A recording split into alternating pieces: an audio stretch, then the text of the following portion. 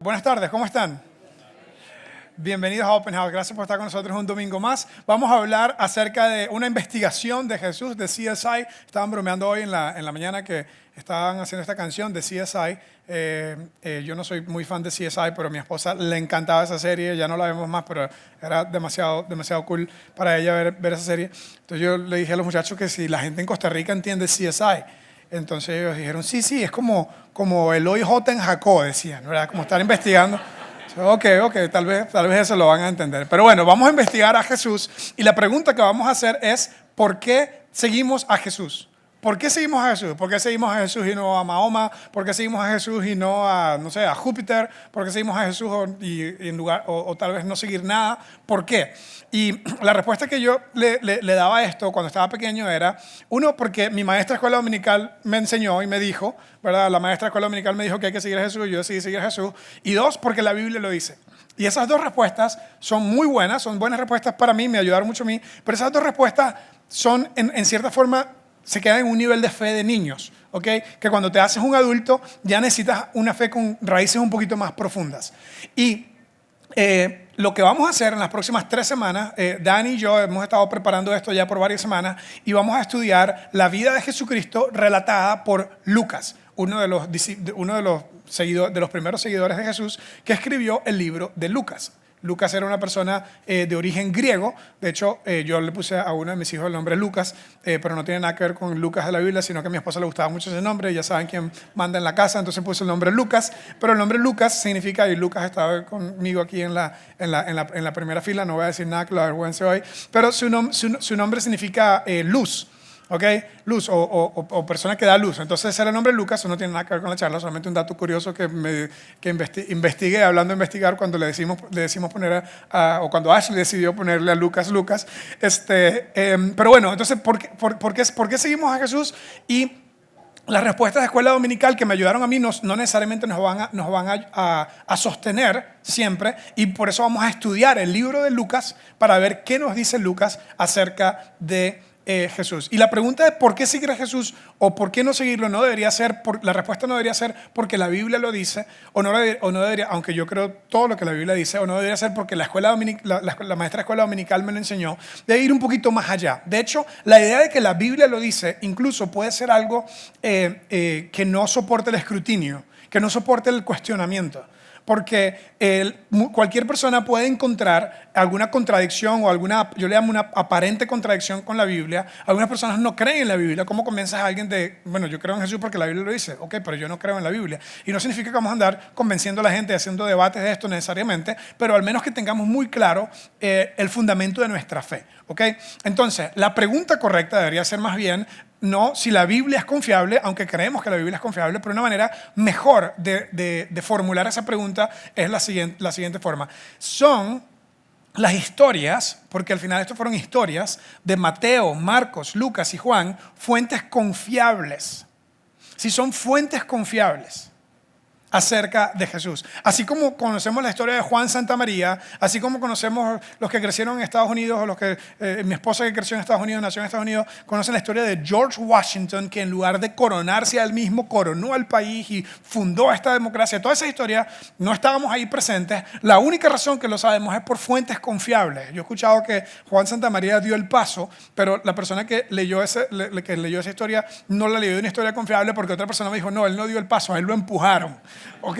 Entonces, ¿cómo sabemos los ticos de la historia de Juan Santamaría? Sabemos porque fuentes confiables nos dicen de lo que sucedió en esa historia. Entonces, yo voy a leerles el primer capítulo. Ahorita vamos a leer una primera parte del capítulo de Lucas. Luego voy a leerles la segunda, el capítulo 5 del libro de Lucas. Una historia demasiado cool ahí. Y lo que vamos a decidir es que estemos claros como comunidad, como grupo de personas, que seguimos a Jesús, no solo porque la Biblia lo dice, y no solo porque hay que tener fe a ciegas, no solo porque es lo correcto que hay que hacer, porque eso fue lo que tu mamá dijo, ¿verdad? O tu abuela te dijo, y bueno, tal vez esa sí es una buena razón para seguirlo, porque tu mamá dijo hay que hacer todo lo que su mamá dice, pero el punto es, la fe debe ir más allá que eso. Y en ninguna otra área de la vida le pedimos a la gente que tenga fe ciega. En ninguna área de la vida te dicen que dejes el cerebro en la puerta, que no puedes pensar, que no puedes cuestionar. Y por alguna razón, en la iglesia, en el mundo de la religión, ¿verdad? Se decidió que no se puede cuestionar lo que dice el hombre de Dios, que es el que lee el libro de Dios y es el que puede interpretar el texto del libro de Dios. Y no se permite ningún cuestionamiento. Y lo que nosotros decimos en Open House es todo lo contrario. Decimos, trae tu cuestionamiento. Trae tus preguntas. De hecho, hay un curso que hacemos de 5 o 6 semanas que se llama Punto de Partida. Y la base de ese curso es que tú vengas y traigas las preguntas y las dudas que tienes acerca de Dios y la fe. Y como vamos a estudiar hoy, la misma Biblia invita a esta investigación. Nada en ninguna otra área de la vida nos piden que lo creamos a ciegas.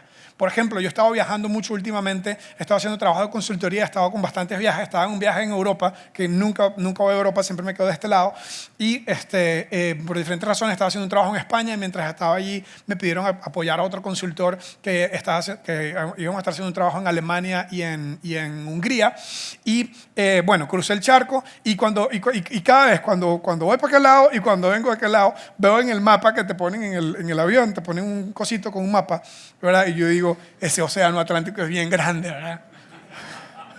¿Alguien más le tiene miedo a volar en avión? ¿Alguien más tiene miedo a volar? Ok, pues, seamos honestos, estamos en la iglesia, no mientan. A ver, hay otras personas que le tienen miedo a volar. O sea, gracias, hay una persona honesta por ahí. Yo le tengo miedo a volar. Entonces, pero la razón que yo confío en volar en el avión y en el piloto, aunque no lo conozco, no es una fe a ciegas. A veces se siente como una fe a ciegas. ¿Quién será este piloto? ¿Verdad? Pero no es una fe ciega, es una fe en los principios de la aerodinámica. Y no soy necesariamente un experto, ¿verdad? Pero estaba googleando, literalmente googleé hoy en la mañana, ¿verdad? Principios de aerodinámica, ¿verdad? Y lo que está claro es que el motor provee una fuerza, ¿ok? Un empuje, ¿ok? Luego hay una cosa que se llama, ¿cómo se llamaba, Casasolas? Sustentabilidad, gracias. La sustentabilidad le da el sustento al avión para que suba. Si hay un piloto en la audiencia, va a decir, este mae obviamente es teólogo y no sabe nada, no sabe lo que está diciendo. Entonces, sustentabilidad lo mantiene con la fuerza del empuje, contra la fricción, ¿verdad? Del aire, el avión se mantiene volando. Entonces yo, aunque no conozco esto, como se acaban de dar cuenta de esta malísima explicación, confío en esos principios de la aerodinámica. En Atlanta, por ejemplo, es el aeropuerto más ocupado del mundo. ¿Sabías tú que esto ya vale la pena haber venido hoy para esto, aunque no sea nada de Dios? Es un dato curioso. Cada 90 segundos aterriza o despega un avión en el aeropuerto de Atlanta. Cada 90 segundos, 2.500 vuelos. Y yo no me imagino al más en la torre de control teniendo fe en que el avión aterrice. Que aterrice, señor, que aterrice, que aterrice. ¡Aterrizó! Y 90 segundos después, señor, te pido que este avión aterrice, por favor, que aterrice. ¡Aterrizó otro avión! 2.500 veces. No, hay una serie de principios que hacen que el avión vuele y confiamos en estos principios que los hermanos Wright en Carolina del Sur o del Norte inventaron por primera vez. No inventaron los principios, pero se apalancaron en estos principios. Y lo mismo tenemos que hacer nosotros. Apalancarnos en los principios de la fe para tener una fe que es robusta, para tener una fe que soporta el escrutinio, para tener una fe que va más allá de la Biblia lo dice, o una fe que va más allá de lo que dijo tu maestra de escuela dominical o lo que te enseñaron en el catecismo. Una fe que va más allá. Cuando yo tenía 12, 13 años, estaba en una clase de biología y la maestra dijo, yo crecí en la escuela dominical, como ustedes saben, lo he contado varias veces, no me perdía la escuelita dominical, mi mamá era maestra de escuela dominical, por eso no me la perdía. Estaba siempre ahí en las clases de la iglesia y aprendí todo lo que me enseñaron desde muy pequeño. Cuando llegó al cole, al octavo, noveno, la profesora de biología dice, vamos a estudiar el origen del mundo, pero no vamos a pasar tiempo en esa fábula de la Biblia que dice que Adán y Eva estaban en un jardín. No, vamos a hablar de ciencia. Y yo me ofendí. Yo dije, ¿qué le pasa a esta señora más grosera? ¿Cómo va a decir que eso es una fábula? Si la maestra de escuela dominical me dijo que eso fue lo que pasó. Y eso está en la Biblia. Vea, lea la Biblia. Eso está en la Biblia. Yo me puse a discutir con la profesora porque eso sí nunca me ha costado discutir. Y la profesora dijo, Julio, el problema es que yo no creo en la Biblia. ¿Ok?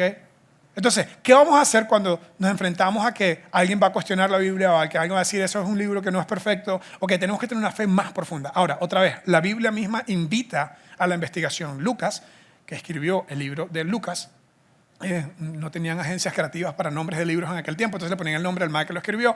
Y vamos a comenzar leyendo un par de textos del capítulo 1 y después del capítulo 5 y vamos a salir hoy, ojalá un poquito más inspirados y motivados y ojalá con algunas herramientas de decir, entiendo por qué yo sigo a Jesús. Y si tú todavía no estás siguiendo a Jesús, si viniste porque alguien te sobornó con un almuerzo o porque alguien te prometió que te iba a presentar a una muchacha guapa, todas las guapas ya están tomadas hoy aquí en la iglesia, entonces no sé. Pero bueno, el punto es la razón que tú viniste y no crees y no necesariamente crees, el punto aquí va a ser que vamos a trabajar en que tu fe sea más robusta si crees, y si no crees, que al menos puedas ver otra perspectiva de que las dudas también se valen. Mira lo que es el texto de Lucas capítulo 1. Dice así: muchas personas han intentado escribir un relato de los hechos. Un relato de los hechos. De hecho, hay otro libro que escribió Lucas también que se llama El libro de los hechos. Y le pusieron el libro de los hechos porque ese libro es de todo lo que sucedió o las cosas que sucedieron con los discípulos después de Jesús. Y ese lo escribió Lucas también. De hecho, antes se creía, de hecho, el libro de los hechos, estoy diciendo la palabra hecho muchas veces, se creía que era un solo libro, Lucas y Hechos, era un solo libro junto y después se dividió para ponerlo en el orden más lógico de uno tiene que ver con la historia de Jesús y el otro tiene que ver con la historia que hicieron los seguidores de Jesús después de él. Entonces, Lucas en su introducción, capítulo 1, versículo 1, dice: muchas personas han intentado escribir un relato de los hechos que se han cumplido entre nosotros, los que seguimos a Jesús, está diciendo él, se valieron de informes, mira el estilo literario, ¿verdad? No es como que creemos en Dios porque la Biblia dice, creemos en Dios porque somos gente de fe, o porque lo sentimos muy cerca, ¿verdad? La gente dice, no, es que mi relación con el Señor, pero otros tal vez son más racionales y no sienten necesariamente a Dios así cerca como un amigo que te abraza. Pero en cualquiera de los casos, Lucas está diciendo, se valieron de informes que circulan entre nosotros, dados por, le damos esta frase juntos, dados por testigos oculares, gente que estaba presente, viendo cosas que sucedieron, ¿ok? Y especialmente una gran cosa que vamos a celebrar en Semana Santa. Testigos oculares de los primeros discípulos. Mira el siguiente versículo, dice, después de, y aquí viene la frase de nuestra serie de 3 charlas, después de investigar con esmero desde el principio, yo también decidí escribir un relato fiel para ti, muy honorable Teófilo. Teófilo era la persona a quien, esto es muy interesante, el libro de Lucas y de Hechos se escribió para una persona.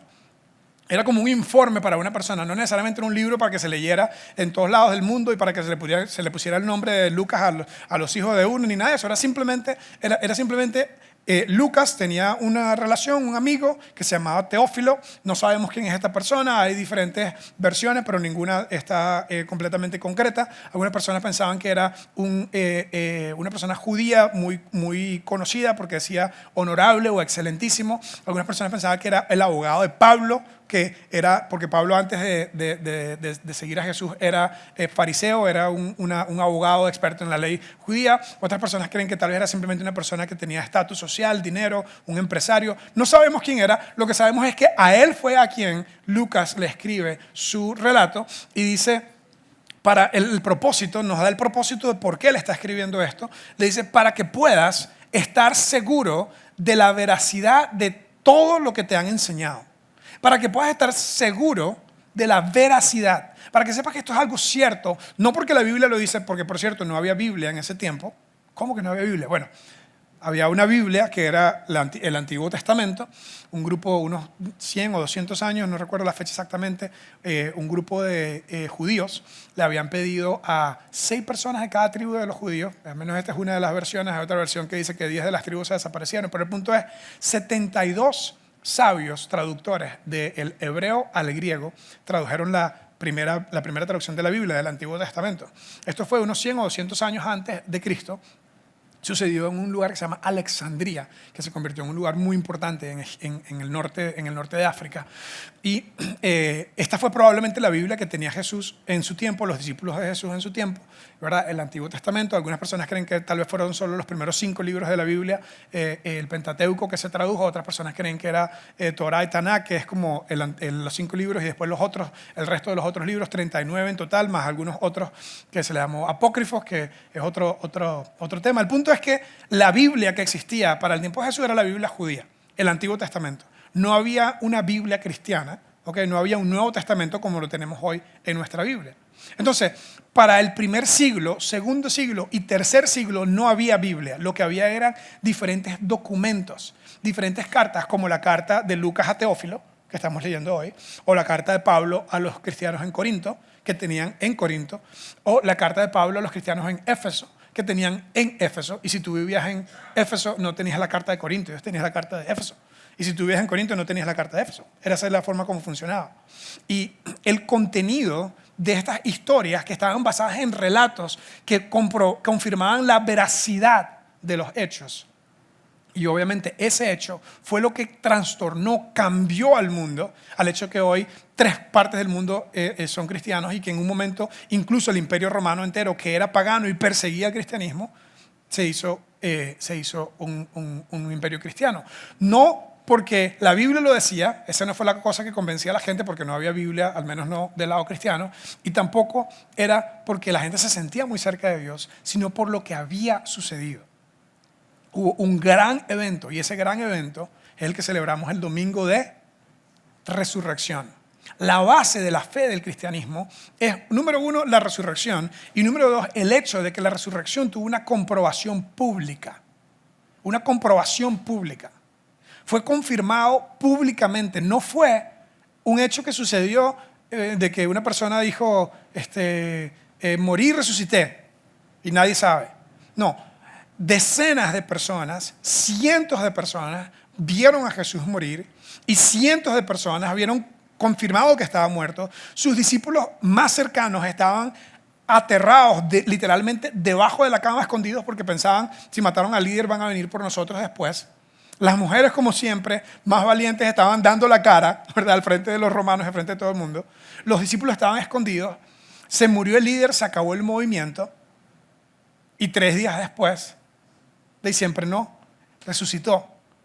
Y los mismos discípulos que estaban aterrados y debajo de la cama, ahora estaban en público diciendo, esto fue lo que pasó, esto fue lo que vimos. Yo tampoco lo creía. ¿Ok? Pedro estaba asustado diciendo maldiciones para que no lo acusaran de estar asociado con Jesús. Todos los demás estaban escondidos. Y después, con un valor inexplicable, con una valentía inexplicable, poniéndose en riesgo a ellos mismos, enfrentaron a las personas y dijeron, no podemos dejar de hablar de lo que hemos visto y lo que hemos oído. Y Lucas decide hacer una historia para contar eso. Ese hecho de que Jesús resucitó, no otra vez la Biblia. La Biblia vino después. La Biblia tal y como la conocemos hoy vino después. Ese hecho, su resurrección, y luego el mensaje de Jesucristo basado en amor al prójimo, amor a Dios, eso fue lo que trastornó el mundo. Esa es la base, el fundamento de nuestra fe, la resurrección de Jesús. Ese fue el mensaje que se expandió por todo el cristianismo, por todo el mundo, que eventualmente terminó haciendo el Imperio Romano un lugar cristiano. De hecho, tengo una foto para mostrarte el Imperio Romano en el siglo 117. Entonces, en este caso, el color rojo demuestra el alcance del imperio romano en el año 117, no en el siglo, sino en el año 117. Y esto es muy interesante, ¿verdad? Porque nosotros sabemos, en el cristianismo, sabemos que Jesucristo alrededor del año 33 fue el tiempo de su crucifixión y su resurrección. Los Mateo, Marcos, Lucas y Juan se escribieron durante esas primeras décadas, tal vez 20 o 30 años después. ¿Okay? El resto de las cartas de Pablo se escribieron entre el 50 y el 60 después de Cristo. ¿Por qué sabemos eso? Hubo un gran evento que sucedió que no está en el Nuevo Testamento, pero está en los libros de historia, que fue la quema de Jerusalén por uno de los emperadores. Y eso no aparece en el Nuevo Testamento. Entonces pensamos que a pesar de que el Apocalipsis y las cartas de Juan, la data que tenemos de eso es alrededor del año 90, 96, y no se menciona nada de este gran evento, pensamos que este evento debió haber sido incluido en las cartas del Nuevo Testamento, y si no fue incluido, probablemente es porque se escribieron Mateo, Marcos, Lucas, Juan, y las cartas de Pablo se escribieron hasta el año 60, antes del año 70. Punto es, eran cartas y eran documentos, no era Biblia. La gente no decía, yo creo en esto porque la Biblia lo dice, como decía mi maestra de escuela dominical. O como decía la canción del Puma, ¿verdad? Dios es amor, la Biblia lo dice, Dios es amor, búscalo y verás. En el capítulo 4, versículo 8, primera Juan, es una canción del Puma. La de agárrense las manos si se la saben, ¿verdad? Ok, entonces el punto es, creemos en Jesús, no porque la Biblia lo dice, como dijo el Puma, creemos en Jesús porque resucitó. Y los relatos de Mateo, Marcos, Lucas y Juan y las cartas de Pablo, estos relatos lo que hicieron fue comprobar lo que Jesús había dicho, las cosas que ellos vieron. ¿Okay? Esto fue lo que logró que el mundo entero, en el tiempo del Imperio Romano, fuera cristiano. De hecho, tengo otra foto, y esta foto es el alcance del cristianismo alrededor del año 300 al 500. ¿Ok? El cristianismo que empezó aquí en Jerusalén, todo el imperio romano se hizo cristiano. Y la historia de eso es fascinante también. Yo sé que tal vez a todo el mundo no le gusta la historia como me gusta a mí, pero te voy a dar 2, 3 referencias nada más.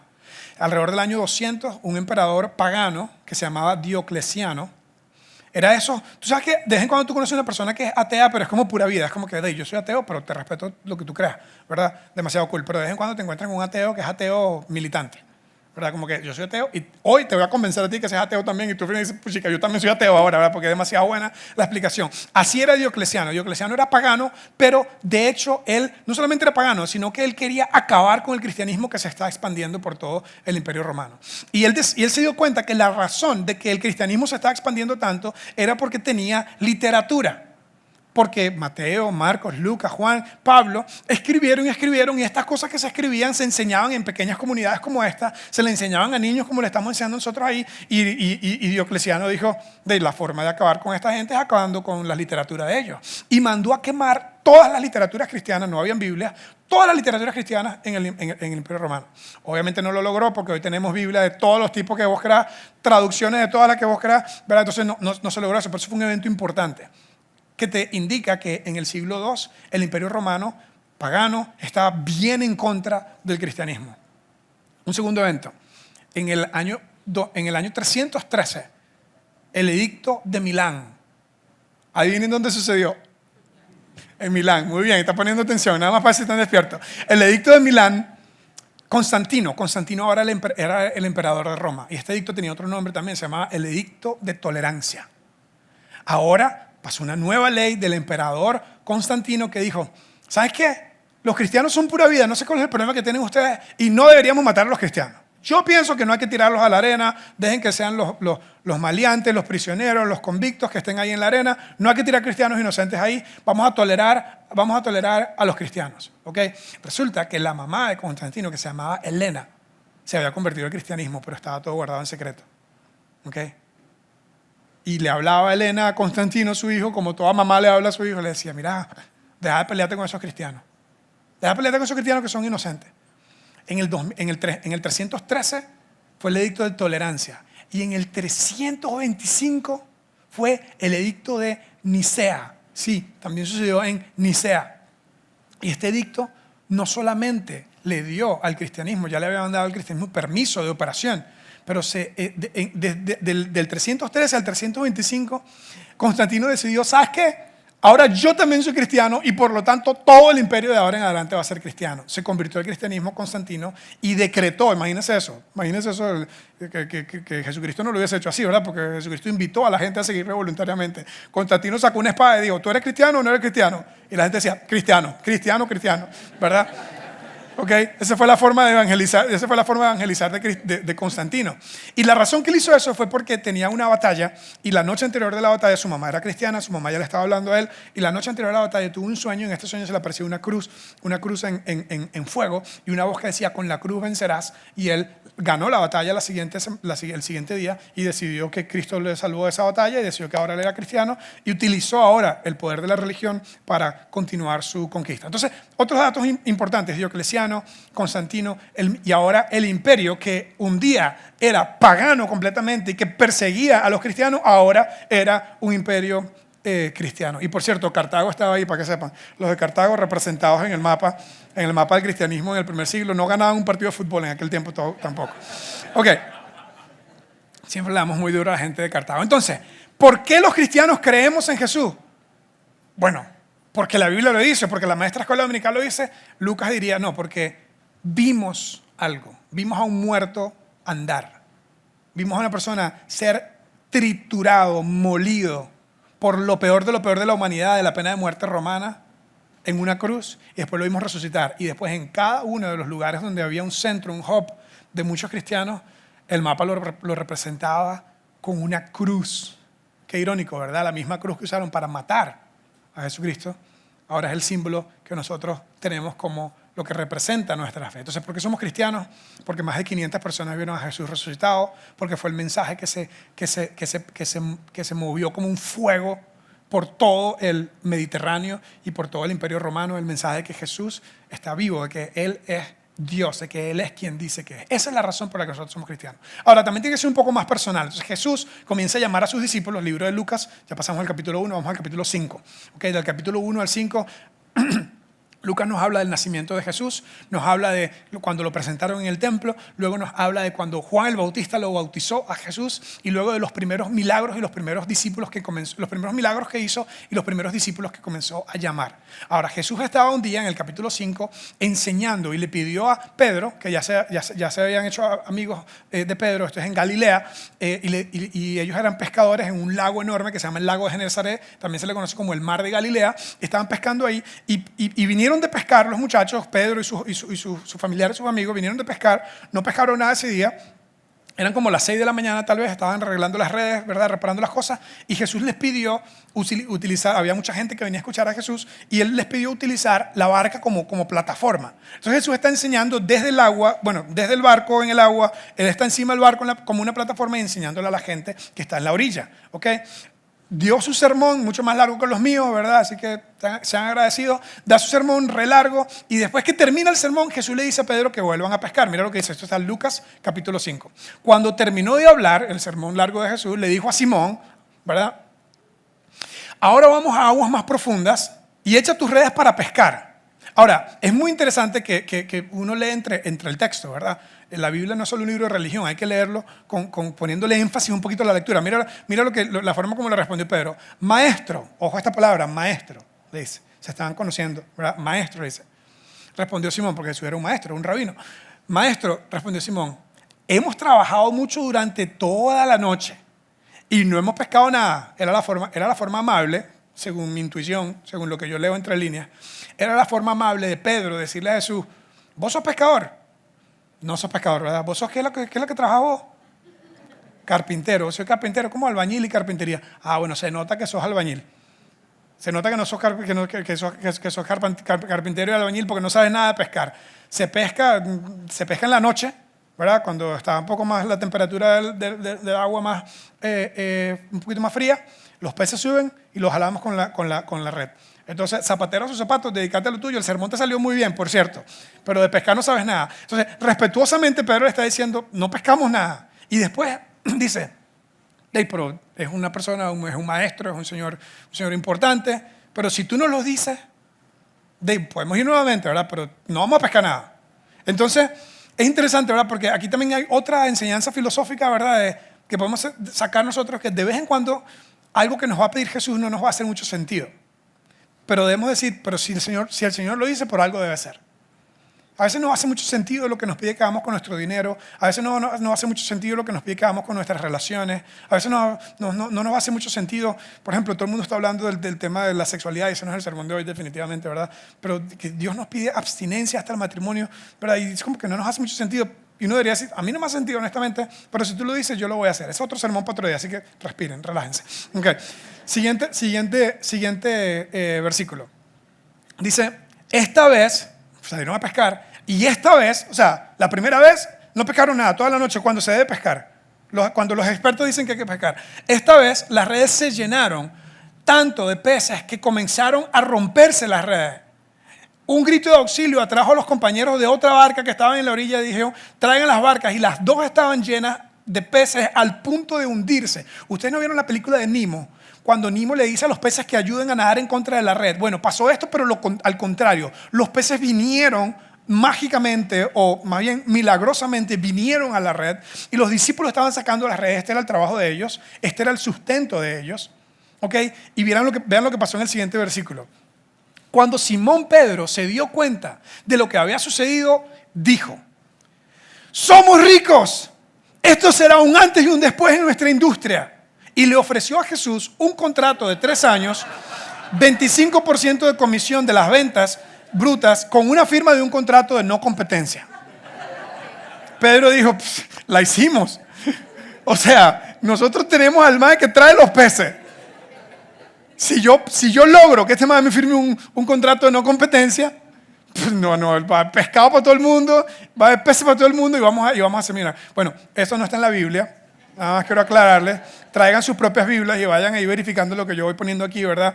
Vean lo que realmente dice la Biblia que Pedro dijo. Cuando Simón Pedro se dio cuenta de lo que había sucedido, cayó de rodillas delante de Jesús y ojo, ya no le dijo maestro, le dijo Señor. Pedro creyó en Jesús, primero por lo que vio, por el milagro que él hizo y eventualmente por lo que vio en la resurrección. Señor, y aquí hay otra enseñanza filosófica, hay como 10 sermones en estos cortos versículos.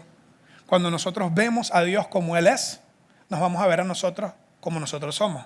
Pedro dijo, Señor, por favor aléjate de mí, porque soy un hombre tan pecador. Vio este gran milagro y dijo, este no es un maestro. Este no es un maestro.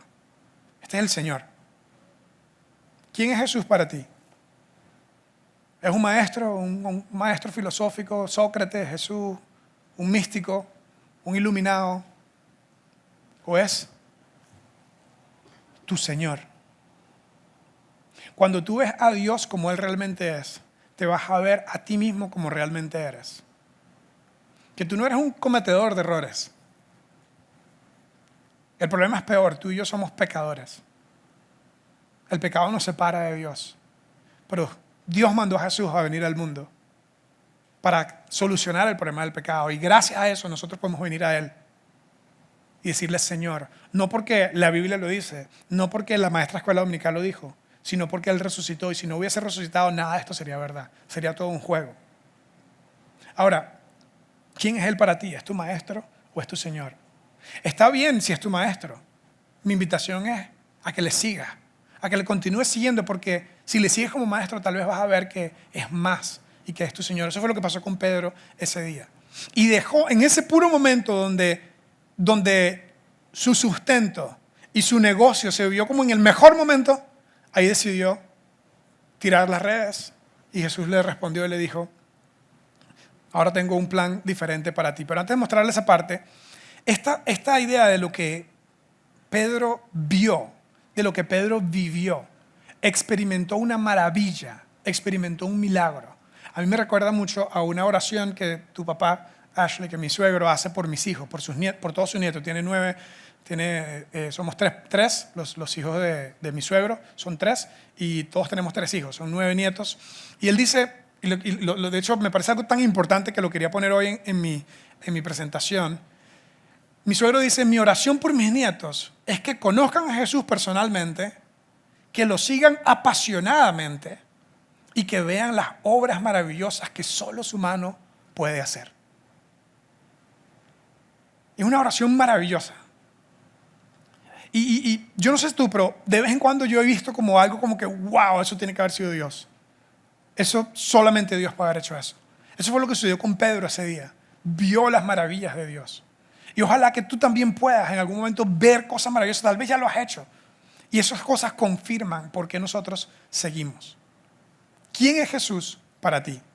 Vamos a la siguiente lámina. ¿Quién es Jesús para ti? ¿Es tu maestro o es tu Señor? Mi invitación es, si Él es hoy un maestro o una persona buena, está bien. Este es probablemente el lugar más seguro. En cualquier otra iglesia te van a caer a garrotazos y te van a decir, cree, mijo, por favor. Este es el lugar probablemente más seguro donde creemos, y ¿sabes qué? Pues aquí puedes encontrar un lugar donde puedes pertenecer a nuestra comunidad, puedes ser parte de lo que hacemos, y no tienes que ser teólogo como yo, no tienes que saber la Biblia como yo, no tienes que saber esas historias de Constantino y Elena y toda esa historia tan chiva. Sepas o no sepas nada, eres bienvenido y puedes dar pasos. Mi reto es, sigue dando pasos siguiéndole a Él. Aunque no creas todo, sigue dando pasos siguiéndolo a Él. Y si Él es tu Señor, para mí Él es más que un maestro, Él es mi Señor. Ha habido, como decía esa canción, una rendición, una idea de que no es como que yo juego tenis el martes y voy a la iglesia el domingo. Bueno, ahorita no juego tenis, juego pádel ahora, que está de moda el pádel. Pero no es un deporte, no, es mi vida, es mi Señor. Es como yo veo la vida entera, es como yo organizo mis prioridades, es como yo organizo todo lo que pueda. Cuando llegamos a este punto de entender el señorío de Dios en nuestras vidas, y eso es lo que Él quiere. Ahí es donde encontramos realmente el plan y el propósito que Él tiene para nosotros. Mira lo que sucedió aquel día allá en el mar de Galilea. Pedro estaba muy asombrado. por la cantidad de peces que habían sacado. Al igual que todos los otros que estaban con él, también estaban asombrados. Siguiente versículo. Sus compañeros, Santiago, Juan, hijos de Zebedeo, también estaban asombrados. Asombrados era como entre asombro y miedo. Y vemos eso por la respuesta que Jesús les da. Jesús le respondió a Simón y le dijo, no tengas miedo. De ahora en adelante pescarás personas.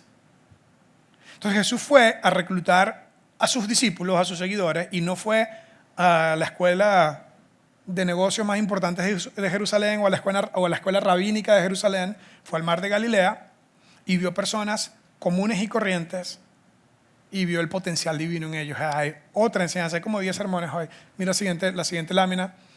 Dice, Jesús ve personas simples y comunes, pero los ve con potencial divino. Él tiene un plan para ti, tiene un plan para mí. Y Él te está viendo basado en tu potencial, no basado en tu pasado, no basado en lo que has hecho, no basado en lo que ha sucedido, no basado en las tortas que te has jalado. Y Él te invita a seguirle como invitó a Pedro. Y si tú lo sigues, también vas a ver sus maravillas, también vas a verte a ti mismo asombrado de vez en cuando. Pero más importante aún, vas a encontrar que Dios tiene un plan y un propósito para tu vida. Vas a encontrar que Dios tiene un plan y un propósito para tu vida. Sé que esa frase es súper trillada, pero eso fue lo que Pedro encontró ese día. Encontró un plan y encontró un propósito. Por último, quiero decirte, nunca vas a saber lo que Dios puede hacer en tu vida hasta que no respondas a su llamado a seguirle. Nunca vas a saber lo que Dios puede hacer en tu vida si no respondes al llamado a seguirle. Entonces, ¿eres cristiano? ¿Crees en Jesús? ¿Es Jesús un maestro, un buen filósofo? Ese es el comienzo, pero eso no es suficiente. Él te invita a seguirlo. ¿Qué pasa si tengo dudas? ¿Qué pasa si la siguiente lámina dice, ¿tienes dudas? Tráelas, pero no dejes de seguir. No dejes de seguir. Aquí en Open House, nosotros estamos aquí para ayudarte a seguir a Jesús. Por las próximas 2 semanas vamos a continuar este estudio del libro de Lucas, que él dedicó a escribirle a un man que se llamaba Teófilo, un relato fidedigno de lo que había sucedido. La razón que nosotros seguimos a Jesús no es porque la Biblia lo dice, porque no había Biblia en el primer siglo. La razón que nosotros seguimos a Jesús no es porque la maestra de escuela dominical lo dijo, y todas mis maestras de escuela dominical tuvieron un impacto positivo profundo en mi vida. Pero la razón que seguimos a Jesús es más que eso. Es porque Él resucitó y con eso comprobó que Él es quien dijo que era. Es porque cientos de personas, 500 específicamente al menos, vieron a Jesús resucitado. Y eso es lo que se constituye en la base de nuestra fe. Y de cara a las próximas semanas y a una linda celebración en Semana Santa, vamos a estudiar la vida de nuestro Señor. Vamos a investigar su vida. Con el propósito de continuar siguiéndole y de aprender lecciones filosóficas y espirituales de Él que pueden servirnos mucho a nuestra vida. Por eso por las próximas 2 semanas vamos a seguir investigando a Jesús. Vamos a cerrar con una oración. Señor, gracias que como llamaste a Pedro aquel día, también llamas a cada uno de nosotros hoy. Gracias por esos benditos días donde nos dimos cuenta que tú nos estabas llamando y buscando. Te pido por las personas que están hoy en este lugar, o que nos están viendo o escuchando esta charla, que les hagas muy claro que tú tienes un llamado para ellos también. Que tú los estás llamando a ellos a que te sigan. A que te sigamos todos, nos llama. Y a veces eso va a ser, el seguirte a ti va a ir en contra de nuestra naturaleza humana. El seguirte a ti a veces va a ir en contra de nuestros hábitos. El seguirte a ti a veces va a ir en contra de nuestras tendencias naturales, de nuestro apellido. Pero el seguirte a ti es el lugar donde encontramos tu propósito, significado, identidad y todo lo que necesitamos. Te pido por la persona que hoy te ve como un maestro filosófico y no como su Señor. Que sea honesto, que sea honesta y que diga, aquí es donde yo estoy, pero quiero seguir siguiendo. Y por los que hemos decidido que no eres solamente un buen maestro, sino que eres nuestro Señor, el amo, el dueño de nuestra vida. Ayúdanos a reflejar eso en nuestro día a día. A reflejar que tú eres el dueño de nuestra vida, que tú eres el Señor, que estamos sujetos, sometidos a tu voluntad, que no hacemos lo que nosotros queremos, como nos enseñaste en esa maravillosa oración hágase tu voluntad, tanto en la tierra como también en el cielo. Ayúdanos a seguir siguiendo. En el nombre de Jesús. Amén.